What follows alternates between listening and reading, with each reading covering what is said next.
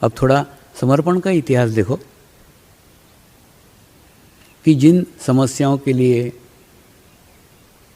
जिन problems के लिए, जिन परिस्थितियों के लिए आप ये ध्यान कर रहे हैं, ऐसी कोई भी परिस्थितियाँ, ऐसी कोई भी समस्याएं हिमालय में नहीं थी।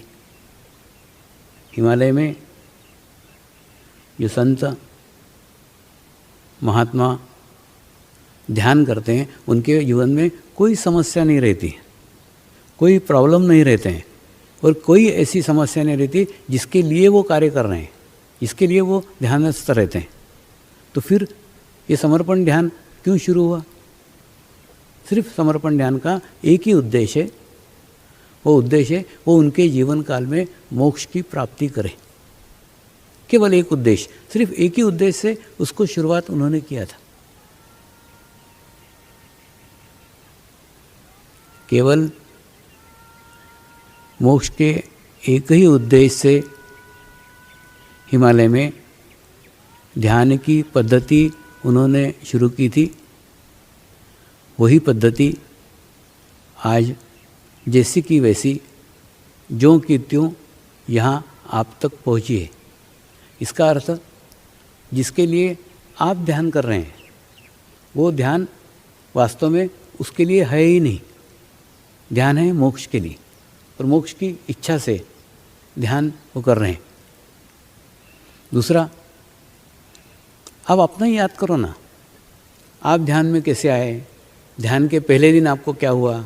कभी मैंने ऐसा कहा क्या कि सारा विचार बंद करके बैठो, मन को एकाग्र करके बैठो? कुछ नहीं। जैसे ही प्रवचन प्रारंभ हुआ, प्रवचन प्रारंभ होने के बाद में जो शब्दों के रूप में चैतन्य बाहर निकलना प्रारंभ हो गया, परमात्मा प्रकट हो गया, और परमात्मा प्रकट होने के बाद में शरीर का नियंत्रण पूर्णतः आत्मा के अधीन हो गया, और आत्मा ने परमात्मा को पहचान लिया। यानी शरीर का यहाँ कोई संबंध ही नहीं है। अब बेकार में शरीर के ऊपर नियंत्रण करने का कोशिश कर रहे हैं, विचारों पर नियंत्रण करने का कोशिश कर रहे हैं। ऐसी तो शुरुआत हुई नहीं थी।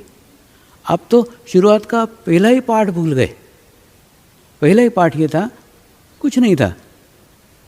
प्रवचन में जो शब्दों के माध्यम से, चैतन्य के माध्यम से परमात्मा प्रकट हो रहा था, और प्रकट होने के बाद में आपको आत्म साक्षात्कार मिला, और आत्म साक्षात्कार मिलने के बाद में आपके आत्मा को अनुभूति हुई, चैतन्य की अनुभूति हुई।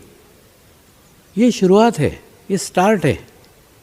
तो जब आपकी शुरुआत ही ऐसी हुई है तो आप कहाँ उस मन की एकाग्रता और विचारों के नियंत्रण, उसमें कहाँ चले गए? एकदम गलत रास्ते पे चले गए। तो वापस आओ।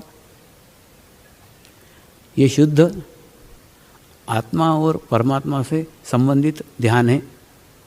और अब आप कहोगे मोक्ष का सामान्य मनुष्य से क्या संबंध? सामान्य मनुष्य से ये संबंध है, एक सुखी, समाधानी, संपूर्ण जीवन व्यतीत करना। बचपन से धीरे धीरे धीरे धीरे धीरे धीरे करते करते वहाँ तक पहुँचते हैं। बचपन में मैंने केवल अपने आप को आत्मा समझा। एक ही हर दफ़े बोलता था मन से, मैं एक पवित्र आत्मा हूँ, मैं एक शुद्ध आत्मा हूँ, मैं एक पवित्र आत्मा हूँ, मैं एक शुद्ध आत्मा हूँ। इसमें देखो, जैसा आप मानोगे, अपने आप को जो मानोगे वैसा होगा। कई दिन पूर्व धाम के अंदर एक मुर्गी ला के रखी थी, और उस मुर्गी के साथ एक मोर का बच्चा था। तो मोर का अंडा ला करके मुर्गी के पास रखा था, और मुर्गी ने उसको सेक करके उसको बच्चा निकाला, तो उसमें से मोर का बच्चा निकला। और वो मुर्गी उसे अपना ही बच्चा समझ करके पालती थी। लेकिन कुछ दिन बाद कुछ मोर आए। उन मोरों को देख करके उस बच्चे को एहसास हुआ कि मैं मुर्गी नहीं हूँ, मैं मोर हूँ। उसके बाद में मोरों ने जैसे ही उसको एहसास कराया कि वो मोर हैं, बाद में वो मोर उस मोरों के संगत में चला गया, वो मुर्गी के साथ नहीं रहा, क्योंकि वो पहचान गया कि मैं मुर्गी नहीं, मैं मोर हूँ। ठीक उसी प्रकार से आपको आत्म साक्षात्कार मिल करके, आपको अनुभूति होने के बाद में आपने पहचान लेना चाहिए कि आप मुर्गी नहीं, आप मोर हैं, लेकिन आप उसको भूल गए। आत्म साक्षात्कार मिलना, देखो जितने भी क्रिया कर्म कांड जितने ही चल रहे हैं ना, जितने आध्यात्मिक प्रयत्न चल रहे हैं, प्रयास चल रहे हैं, उन सब का उद्देश्य, आखिरी लक्ष्य आत्म साक्षात्कार पाना है।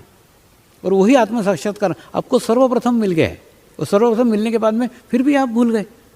तो पहली बात तो ये शरीर के प्रयास छोड़ दो, शरीर के प्रयत्न छोड़ दो, और प्रयत्न छोड़ करके फिर उसी बात के ऊपर आओ कि आप एक पवित्र आत्मा हैं। आप जैसा अपने आप को मानोगे वैसा होगा।